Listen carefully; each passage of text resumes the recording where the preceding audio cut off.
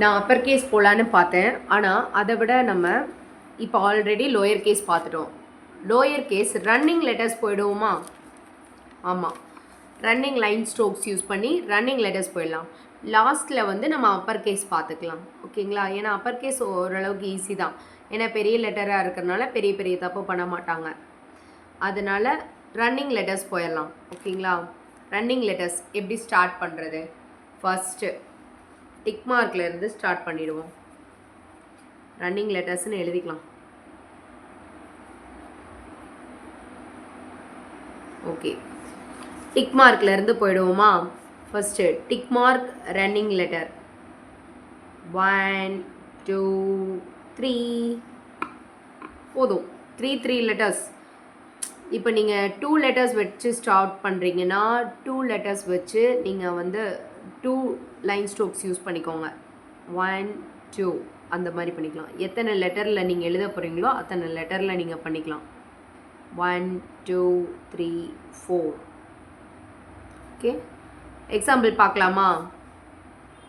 நான் இது எழுதணும்னா ரொம்ப டீட்டெயிலாக எழுதணும்னா ரொம்ப பெரிய வீடியோவாக போயிடும். அதனால் நான் ஏக்கு மட்டும் வச்சு எழுதி காட்டுறேன். நீங்கள் வந்து அதை வச்சு மற்ற லெட்டர்ஸில் வந்து இதே போல் கனெக்ட் பண்ணி எழுதுங்க. ஓகே, டிக் மார்க் ஏ, டிக் மார்க் ஏ, டிக் மார்க் ஏ. ஈவனாக இருக்கா?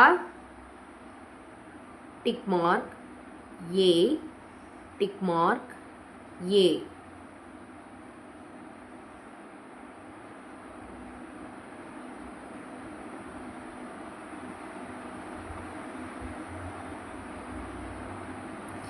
எத்தனை ஏ எழுதுறீங்களோ அதுக்கு இடையே கை எடுக்கக்கூடாது. ஓகே, அடுத்தது இப்போ நான் ஏவையும் பியையும் கனெக்ட் பண்ண போகிறேன்.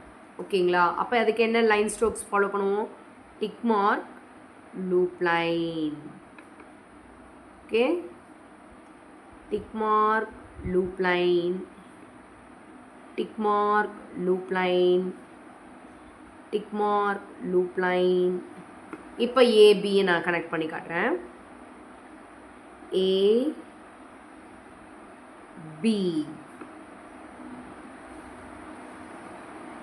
இப்போ இதுலேயே நான் ஏவையும் சேர்த்து எழுதுறேன் அப்படின்னா இப்படி ஒரு டிக் மார்க்.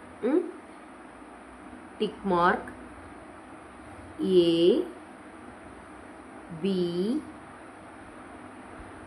இங்கே பியிலேருந்து ஏ எப்படி போகிறது? இங்கே லூப் கொடுத்துருக்கோம். இதிலிருந்து இப்படி டிக் மார்க் போய் பெண்ட் பண்ணி போங்க. அவ்வளோதான். நான் மறுபடியும் எழுதி காட்டுறேன் பாருங்கள். டிக் மார்க் ஏ போட்டாச்சு. பி பி வந்துட்டோமா? இங்கே இந்த ட்விஸ்ட் பண்ணுறதுல டிக் மார்க், அதிலிருந்து டிக் மார்க் போகணும். ஓகே, அப்புறம் ஏ. கையே எடுக்கக்கூடாது. நான் உங்களுக்கு சொல்லி கொடுக்குறக்காக மட்டும்தான் நான் கை எடுக்கிறேன். ஒரு வேர்டு எழுதுகிறோன்னா இடையில பிட்வீனில் எங்கேயுமே கை எடுக்கக்கூடாது. இது ஏபி கனெக்ட் பண்ணுறதுக்கு சொல்லியிருக்கேன். AC easy. இதே போல் தான் ஏ டிக் மார்க்லாம் ஈஸியாக கனெக்ட் பண்ணிவிடுவீங்க. ஒரு லைன் ஸ்ட்ரோக்லேருந்து இன்னொரு லைன் ஸ்ட்ரோக் கனெக்ட் பண்ணுறது தான் கொஞ்சம் கஷ்டப்படுவீங்க. அந்த மாதிரி கஷ்டமான விஷயங்களை மட்டும் நம்ம இப்போ பார்த்துட்டு போயிடலாம். ஓகேவா? ஏபி பார்த்துட்டோம். அடுத்தது ஏகே இல்லை ஏஎஃப் பார்க்கலாம். ஓகேங்களா? அது ரொம்ப கஷ்டப்படுவீங்களே. டிக் மார்க் ஏ, மேலே போயாச்சு, நேராக கீழே வந்தாச்சு. Twist bend. இதுக்கு என்ன லைன் ஸ்ட்ரோக் ஃபாலோ பண்ணலாம்? Tick mark up down. இதை ஃபாலோ பண்ணலாமா? லூப் தானே, லூப் ஈஸியாக நம்ம பண்ணிக்கலாம். ஓகேவா? டிக் மார்க்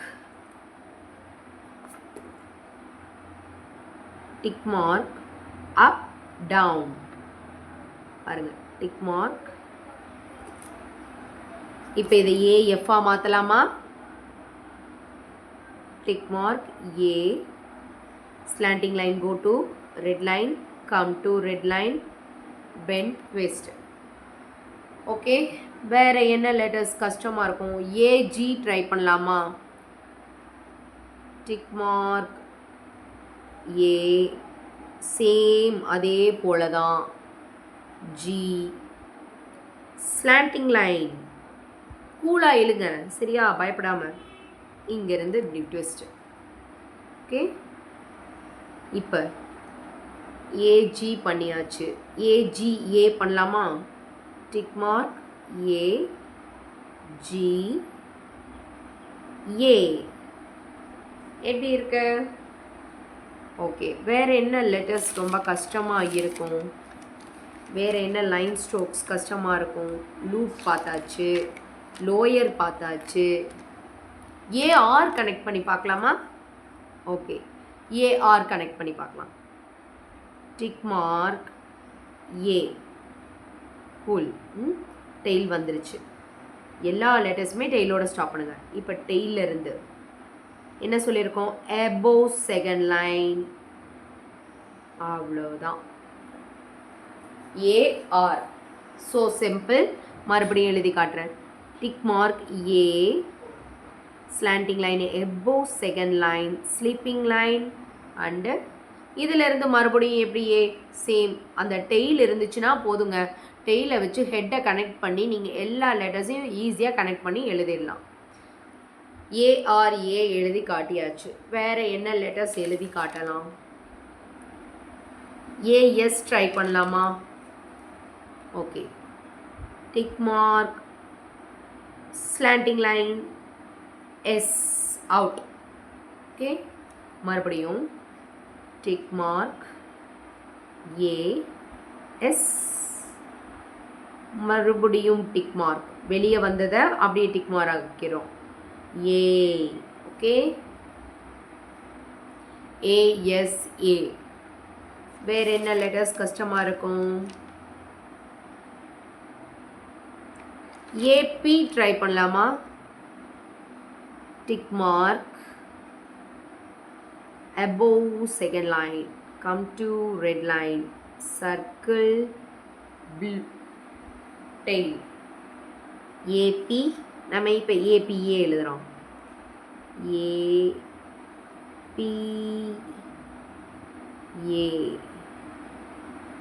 எல்லாமே டெய்ல் ஃபினிஷிங் கரெக்டாக இருக்கணும். ஓகே, இப்போ வேறு என்ன லெட்டர்ஸ்? அப்பர் டெய்ல் வச்சு வியை கனெக்ட் பண்ணி எழுதி பார்க்கலாமா? ஓகே, இந்த ஜம்ப் லைன்ஸில் எதெல்லாம் எழுதியிருக்கோம்? ஆர் எழுதியிருக்கோம், எஸ் எழுதியிருக்கோம். வேறு ஏபி எழுதி காட்டுறேன். ஓகே, டிக் மார்க் ஏ, டெய்லிருந்து எங்கே போய் ஸ்டார்ட் பண்ணோம்? ஹெட்டு செகண்ட் லைனில் போய் வி. ஓகே, மறுபடியும் எழுதி காட்டுறேன். Tick mark A V. இங்கிருந்து எப்படி கனெக்ட் பண்ணுறது? மறுபடியும் டிக் மார்க் ஏ. மறுபடியும் எழுதி காட்டுறேன் பாருங்கள். டிக் மார்க் ஏ, அந்த டெய்ல் முழுசாக மேலே போய் செகண்ட் லைனில் ஸ்லாண்டிங்காக போய் ஜாயின் பண்ணிடும். அதுக்கப்புறம் வி, அப்புறம் இங்கே டெய்ல் வர்றதுலேருந்து அப்படியே போய் ஒரு டிக் மார்க், அப்புறம் ஏ. எழுத எழுத உங்களுக்கு ஈஸியாக ப்ராக்டிஸ் ஆகிடும். Okay, tick mark out.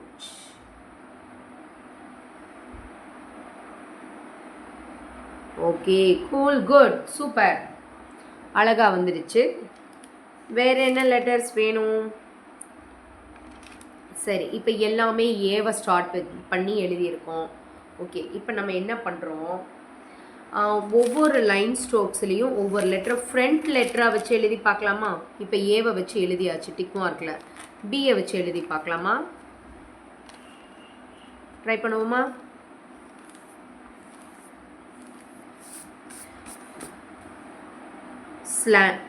Loop line, slanting line, loop line,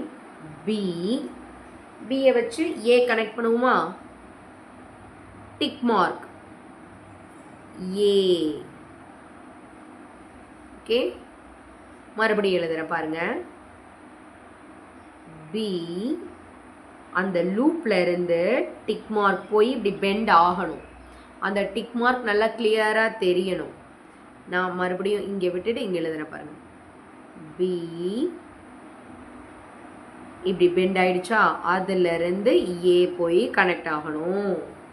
okay, AB BA மறுபடியும் பி அதிலிருந்தே எழுத முடியும். அதிலிருந்தே எழுத முடியும். வந்துச்சா?